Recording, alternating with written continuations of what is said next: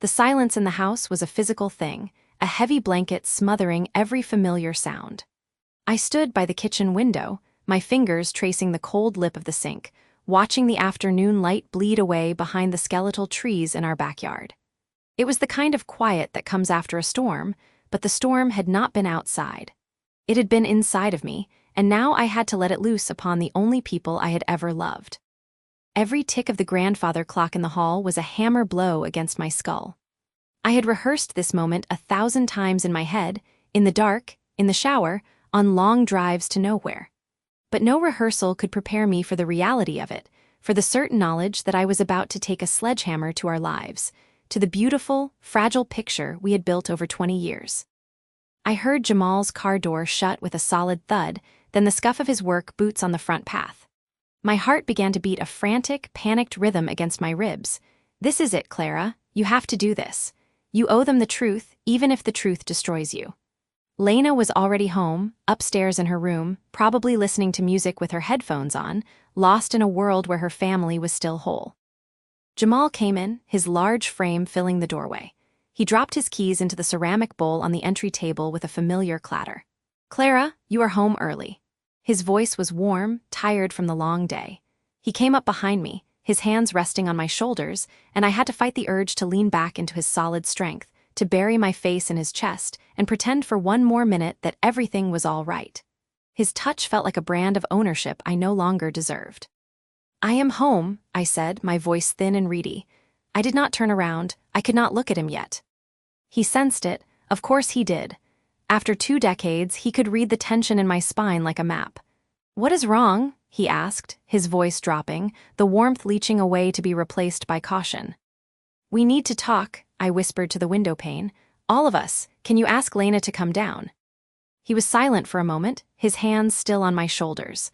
I felt him weighing the request, sensing the earthquake rumbling beneath the surface of our ordinary evening. "Okay," he said finally, and I heard the confusion in that single word. He moved away, his footsteps heavy on the stairs. Each one felt like a countdown to an execution. I walked into the living room, the room we had chosen furniture for together, the room where we had celebrated Christmases and birthdays, where Lena had taken her first steps. It all looked like a set for a play about a happy family, a play whose final act was about to begin. Lena came down first, a question already on her face. She was 17, all long limbs and my eyes with Jamal's easy smile, or what I had always believed was Jamal's smile. Now I knew better, and the knowledge was a poison in my veins. Jamal followed, his expression guarded, and gestured for us to sit.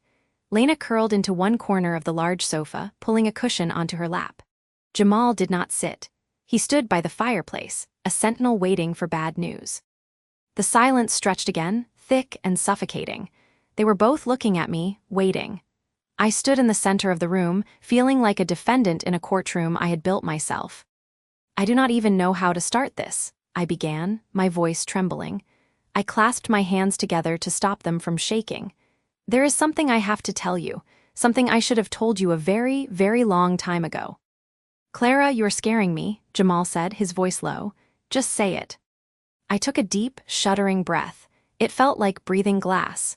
The man who attacked me, the one from the news, he did not just attack a random woman. I forced myself to meet Jamal's eyes. He knew me because I was married to him, before you. The words hung in the air, ugly and irreversible. Jamal's face went blank with shock. Lena's brow furrowed in confusion. "What are you talking about?" Jamal asked, a harsh laugh escaping him. It was a sound devoid of humor. "That is insane. You were never married before. We would have known, I would have known." "It is true," I said, the words barely a whisper.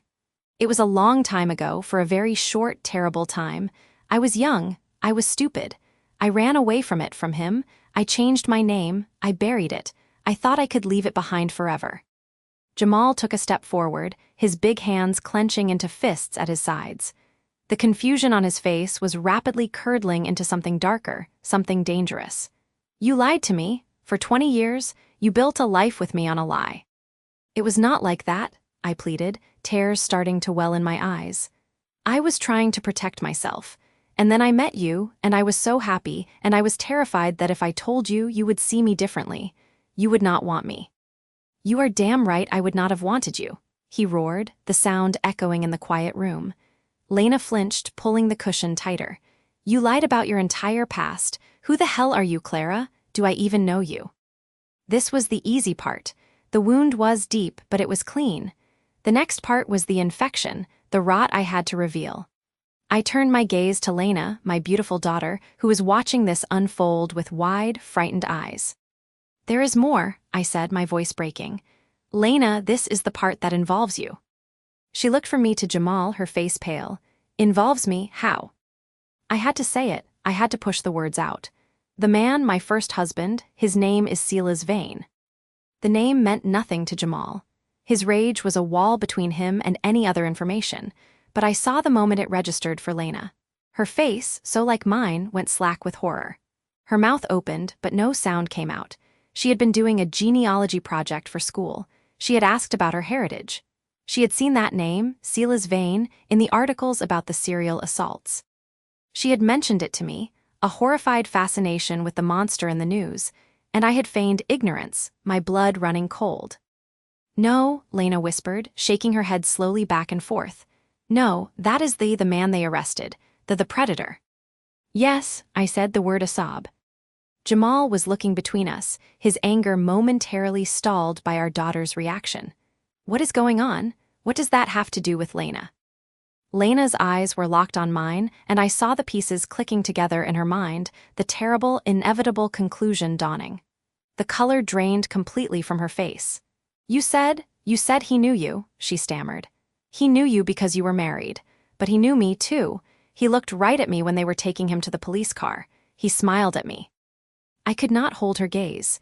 I looked down at the floor, at the pattern on the rug we had bought together. "He knew you because, Lena, he is your biological father." The silence that followed was absolute. It was the silence of a world ending. I dared to look up. Jamal was staring at me as if I had grown a second head. His face was a mask of utter incomprehension. Then, slowly, as the meaning of my words seeped into the cracks of his fury, his expression changed. It collapsed into a raw, gut-wrenching agony I had never seen before. "What?" The word was a choked whisper. Lena made a small, wounded animal sound and buried her face in the cushion. Her entire body began to shake with silent sobs. "I was pregnant when I left him," I explained, the explanation feeling pathetic and useless. "I did not know. I found out after I was already gone. I met you, Jamal, and you were so good, and you wanted a family, and I was so scared and alone. I let you believe she was yours. I let everyone believe it." Jamal did not speak. He just stared at me, and the look in his eyes was worse than any shouted accusation. It was a look of complete and total devastation. The world he knew, the daughter he adored, the wife he loved, it was all a carefully constructed lie. I watched as his entire reality, every memory of our life together, was rewritten in an instant. The joy of Lena's birth, the first time he held her, teaching her to ride a bike, walking her to school. All of it was now tainted, poisoned by my deception. His rage did not return. It was replaced by something far worse, a profound, hollowed-out betrayal. He took a step back from me, as if I were contagious. "You did this," he said, his voice flat and dead. "You let me raise another man's child, a monster's child." "She is not a monster," I cried, rushing toward Lena, but she recoiled from my touch, scrambling back on the sofa. "Do not touch me," she screamed, her voice cracking with hysteria. Tears streamed down her face. "My father is a monster, and you lied to me my whole life. You let me believe he was my dad." She pointed a trembling finger at Jamal, who stood frozen by the fireplace, a statue of grief. "I am your dad," Jamal said, but the words had no force behind them. They were a ghost of a statement, an echo of a truth that had just been murdered. "No, you are not," Lena shrieked, the sound tearing through the room. "You are not my father. My father is a rapist. My mother is a liar. This whole family is a lie." She shoved herself off the couch, her body trembling with violent sobs. I hate you both." She ran from the room, and a moment later, I heard the slam of her bedroom door, a sound that felt as final as a tomb sealing shut. I was left alone with Jamal. The man I had built my life with would not even look at me. He stared at the space where Lena had been, his shoulders slumped, all the strength gone out of him. "Jamal, please," I whispered, my own tears falling freely now. I am so sorry. I was trying to protect us. He finally turned his head, and the emptiness in his eyes stole the breath from my lungs. There is no us, Clara, he said, his voice terrifyingly quiet.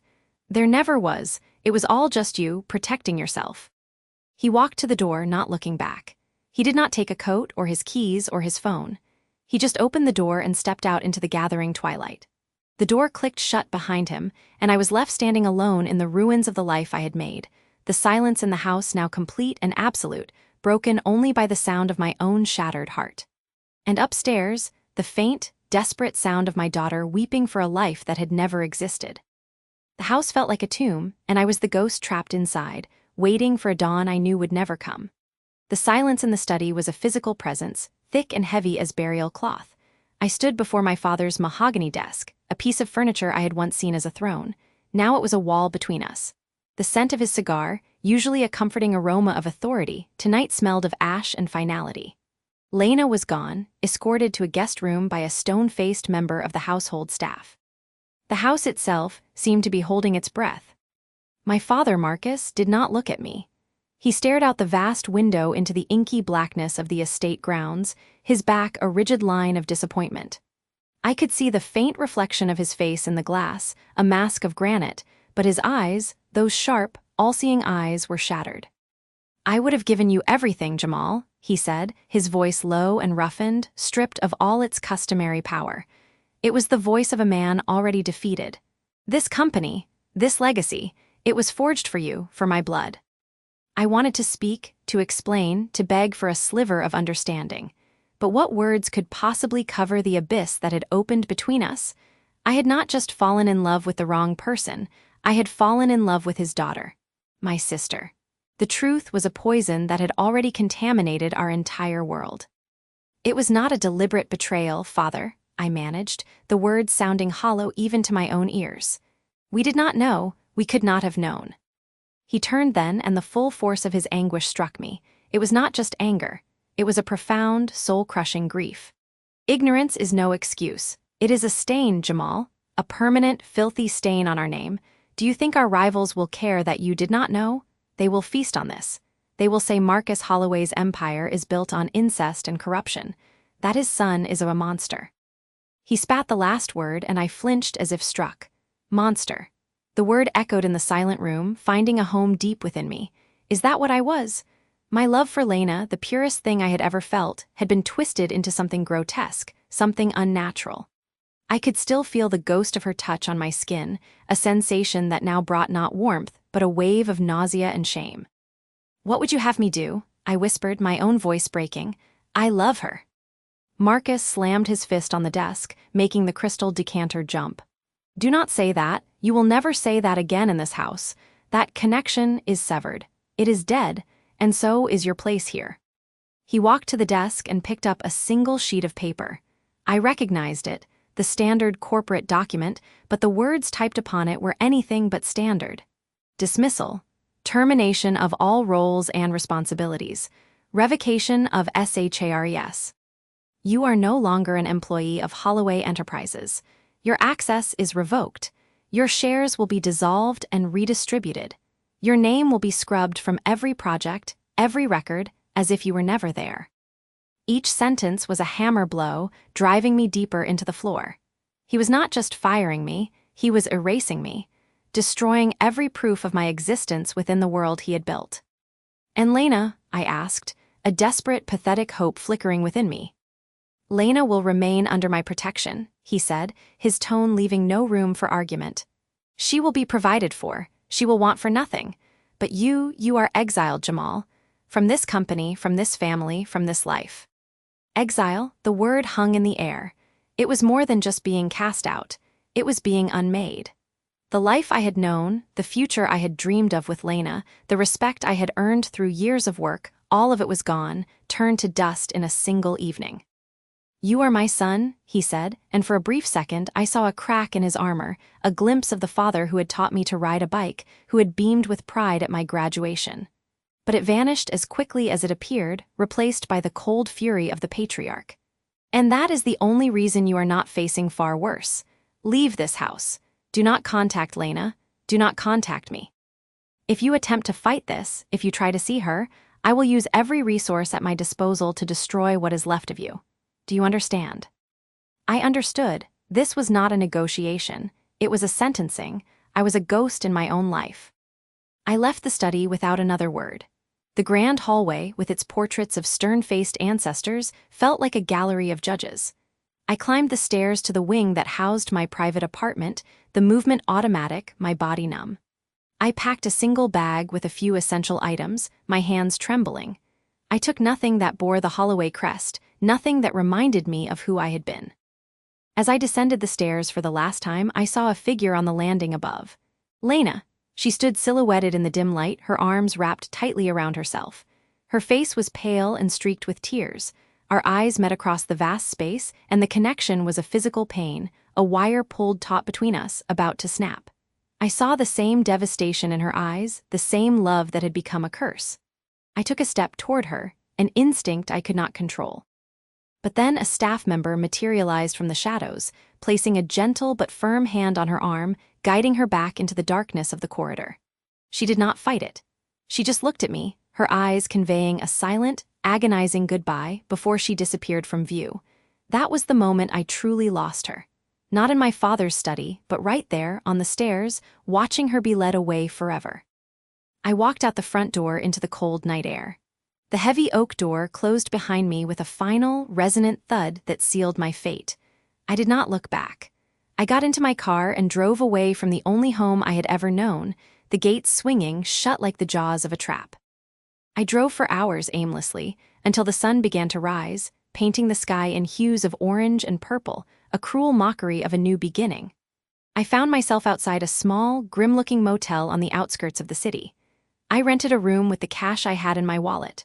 The room was a stark contrast to the opulence I had left behind. Thin, scratchy carpets, a smell of stale cigarettes, and a bed that sagged in the middle. I sat on the edge of that bed, the silence of the room deafening. I pulled out my phone. It was dead. I had not brought a charger. It did not matter. There was no one to call. I was utterly, completely alone. I thought of Lena, wondering if she was asleep, or if she too was staring at a foreign ceiling, her life in ruins. I thought of my father, sitting in his silent, empty mansion, the empire he had built now a gilded cage haunted by the ghost of his son. I had lost everything. My wife, my father, my name. I was Jamal Holloway no longer. I was just a man in a cheap motel room with a past that was a scandal and a future that was a void.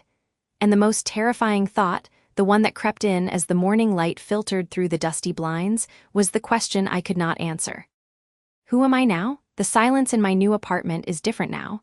It is not the hollow, accusing silence of those first few weeks after Marcus left, a silence that screamed of his absence. This silence is something I have cultivated. It is filled with the soft hum of the refrigerator, the distant sound of traffic 4 stories below, the gentle rustle of the pages of a book as I turn them. It is my silence. I have learned to breathe within it. The sharp edges of the pain have dulled, not because time is a healer.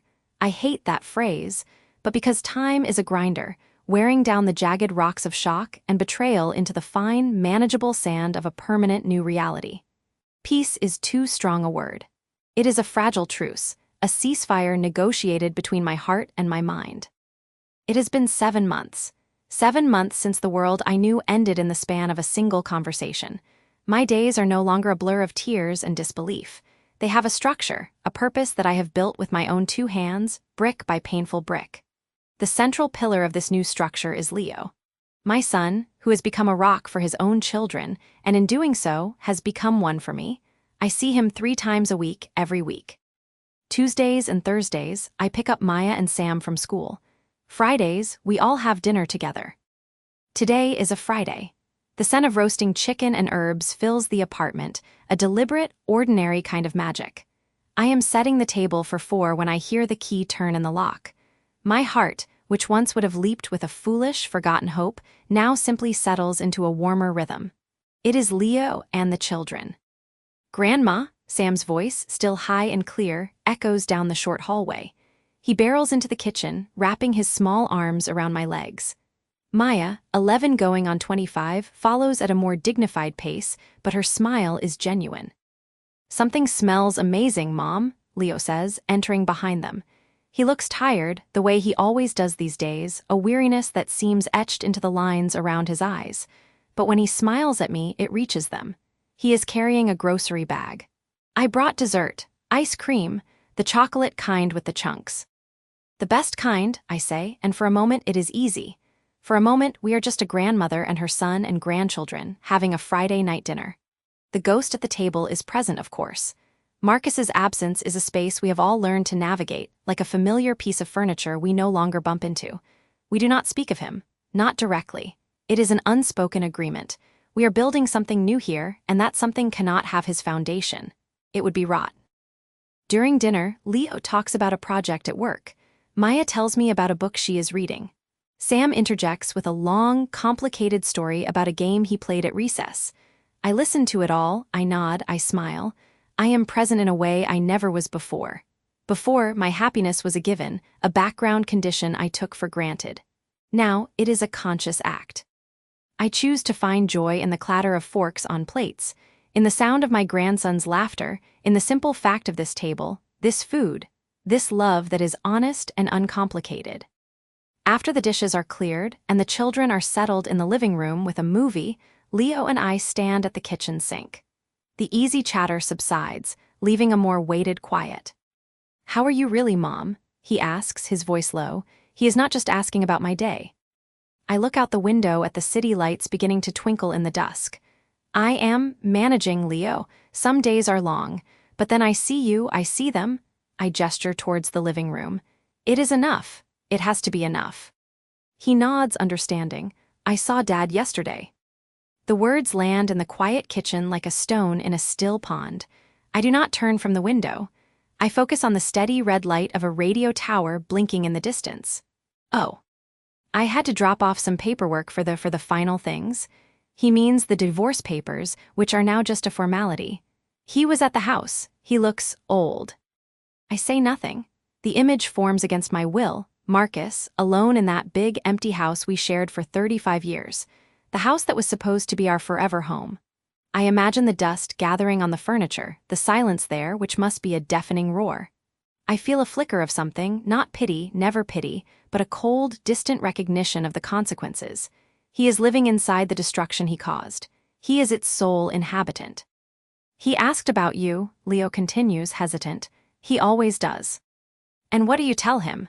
My voice is even, carefully controlled. I tell him you are well, and that is all I say. I finally turn to look at my son. The burden he carries, being the bridge between two shattered banks, is immense. You do not have to do that, Leo. You do not have to be his messenger. I know, he says softly, but he is still my father. He looks down at his hands. He is so alone, it is hard to see. And there it is, the chink in my carefully constructed armor. The love my son has for his father, a love that persists even through this betrayal. It is a love I cannot feel anymore, but I must respect its existence in him. It is part of the honest structure we are building. We cannot pretend Marcus never existed. We can only build without him. I know it is hard for you, I say, placing a hand on his arm. And you are a good son for feeling that, but my well-being is not his concern anymore. His loneliness is the bed he made. He must lie in it. The words come out harsher than I intend, but they are the truth. My peace, such as it is, depends on this acceptance. Forgiveness is a language I do not speak. Acceptance is my native tongue now. Acceptance of the damage. Acceptance that some things cannot be fixed, only carried. Later, after Leo has bundled up the children, given me a hug that feels a little too tight, a little too long, and they have all gone, the silence returns. It is welcome again. I move through the apartment, turning off lights, the familiar ritual of closing down the day. I think of Marcus, alone in that house. I think of the weight he must feel, a physical pressure, knowing that the two people he claimed to love most are living their lives in a world he is barred from. It is a life sentence he has given himself. I stand by the large window in my living room, looking down at the stream of red and white lights on the street below. People going home or going out, living their lives connected to others. I am alone, but I am not lonely. There is a difference. My aloneness is a choice, a fortress I have built from the rubble. And then I see him. Across the street, standing under the glow of a street lamp, is a figure. The distance is too great to make out features, but I know the stoop of those shoulders, the way he stands. It is Marcus. He is just standing there, looking up at my window. My breath catches in my throat. My hand flies to the cold glass. How long has he been there? Did he know Leo and the children were here? Was he waiting for them to leave? He makes no move to cross the street. He does not wave. He simply stands, a dark, solitary statue in the pool of yellow light. He is carrying the full weight of it, just as I suspected. The full, crushing weight of the destruction. And as I watch, unable to look away, he does something that sends a cold shiver down my spine. He slowly raises his hand, not in a wave, but almost as if in acknowledgement. A gesture so somber, so final. Then he turns and walks away, disappearing into the shadows between the streetlights. He is gone, but the image of him standing there, a sentinel of his own regret, is seared into my mind. The fragile truce I have built feels suddenly thin, threatened not by his presence, but by the profound, unsettling depth of his absence. The night feels darker now, and the silence outside my window is no longer my own.